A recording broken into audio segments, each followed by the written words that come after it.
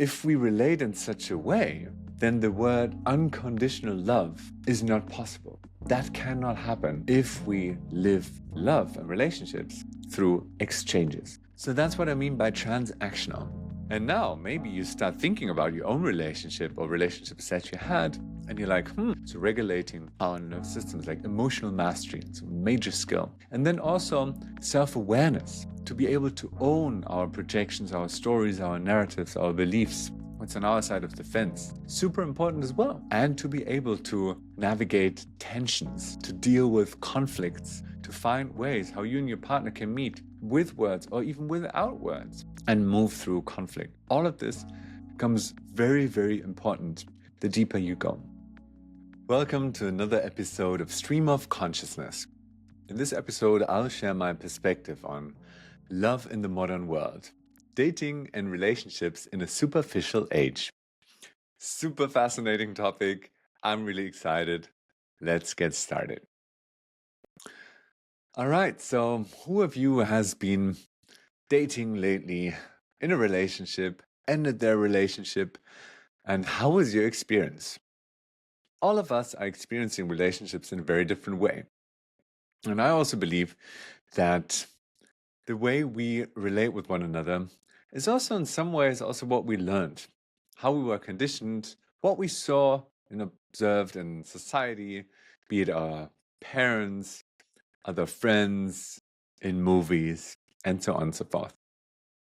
And I also believe that the way we interact with one another, the way how we relate with others, is also strongly informed by trends in society and the direction in which our society is moving in general. And I would like to share my thoughts and perspectives on that.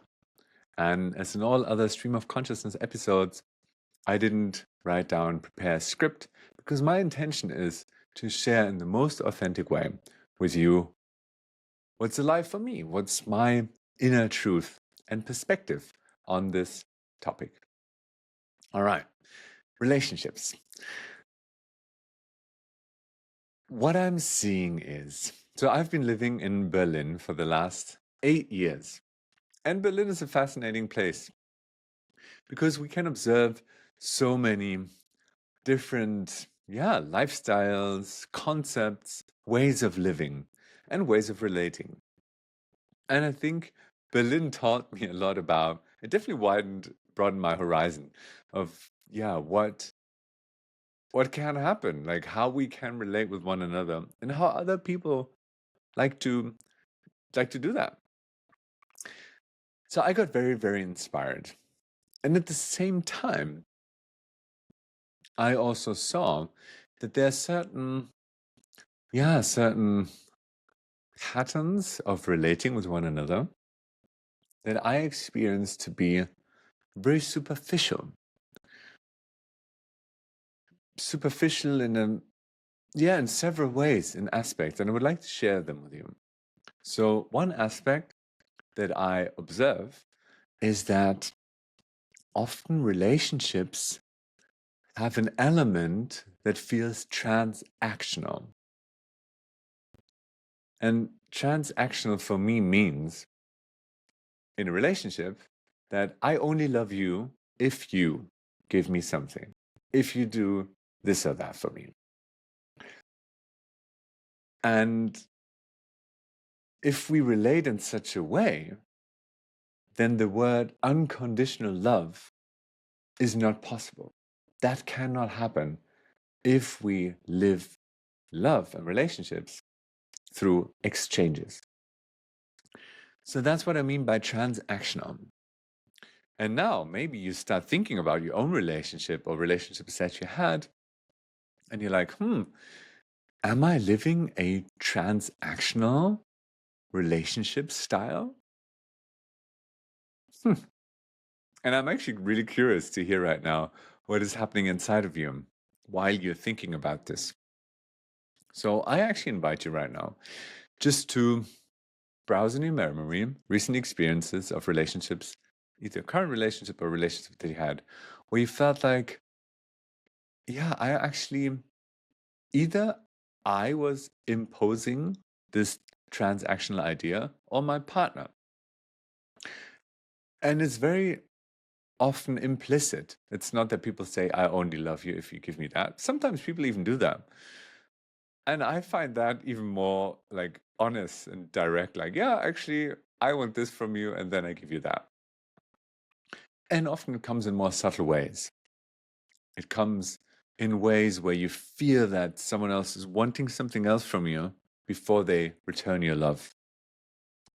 Or that people, for example, just like this crossing their arms, like, I won't look at you only if you do this and that for me. And then I will return you the love that you're looking for.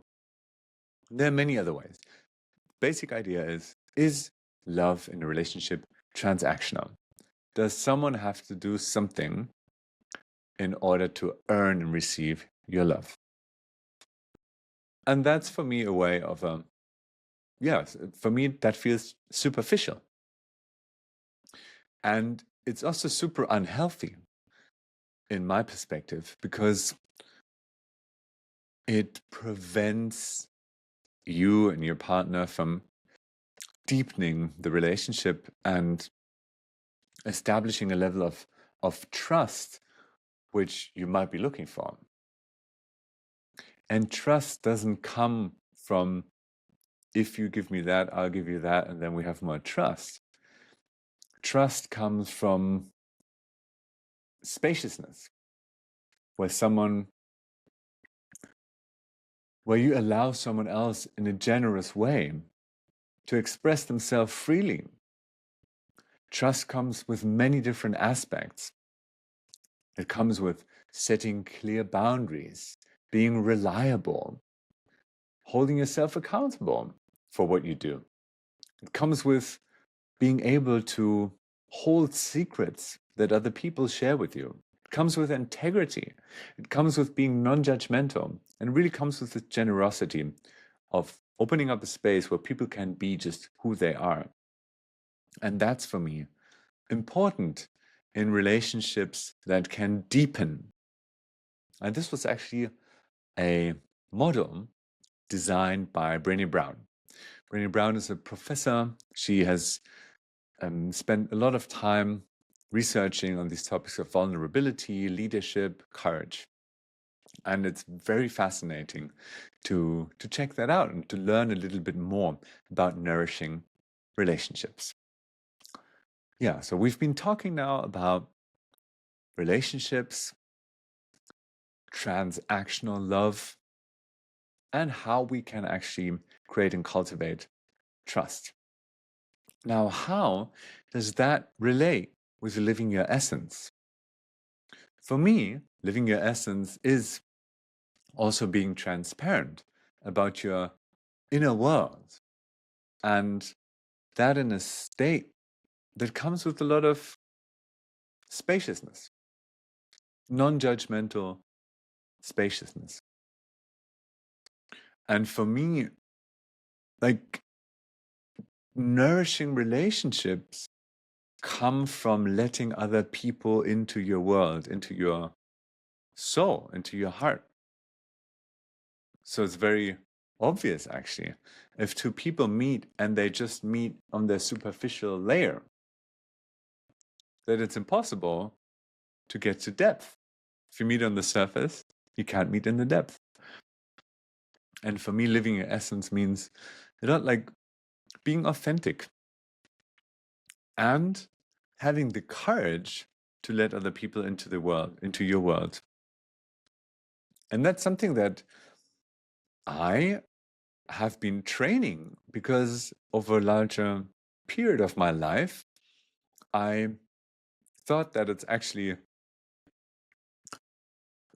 more kind if I share all my heart and attention with others and focus on their world and listen to other people.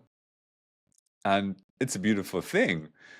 And yet I realized that for such a long time, I was mainly focusing all my attention outwards to others and rarely sharing about my inner world. Not because I didn't want to, just because I thought it's it's even kinder, even nicer, even more beautiful for our connection if I focus on the other person.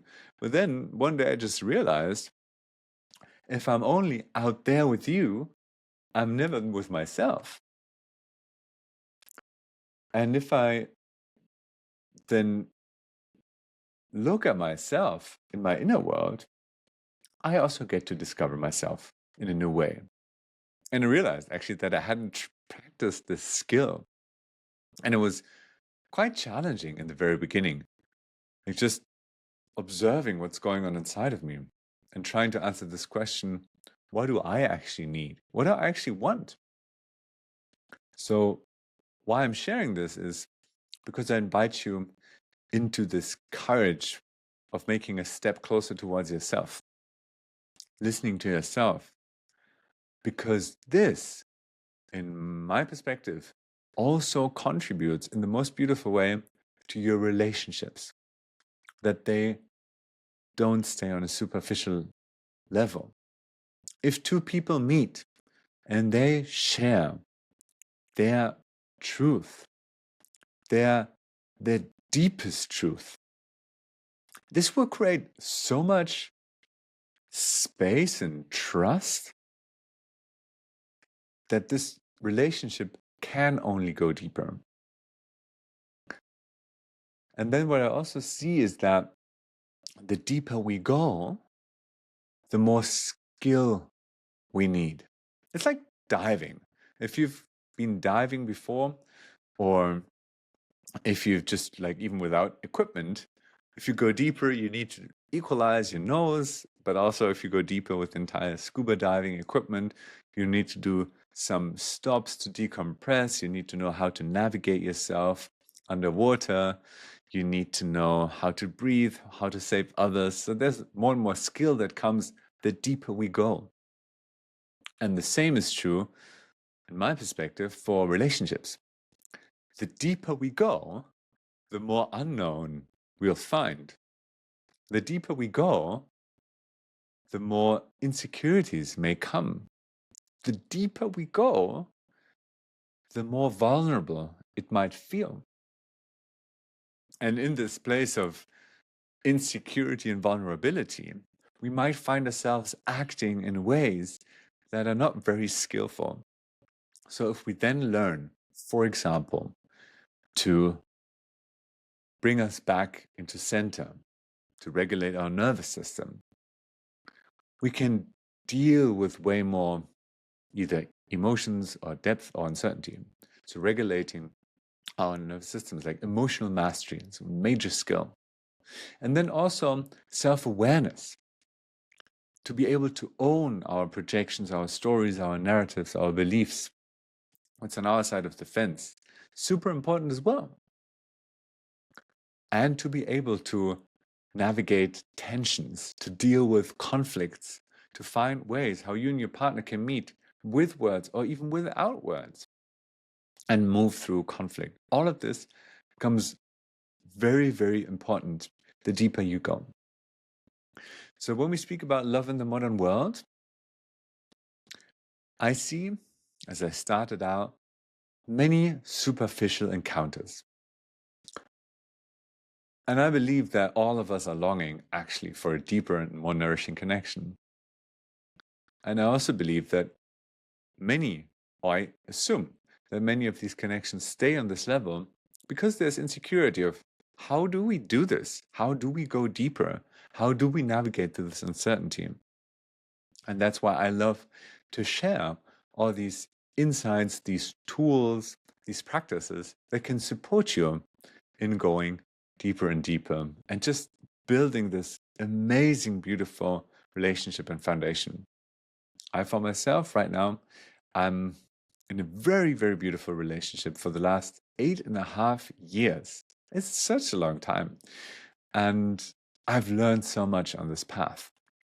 And I'm still learning, still practicing. It's a never-ending journey. And at the same time, I can say it's one of the most beautiful. I feel so rich inside. I feel so nourished. I feel so connected. And I also feel that in this relationship with my partner, I can truly live my essence. And, which is even more beautiful, I even feel that my partner is supporting me in living my essence. I hope this was inspiring for you.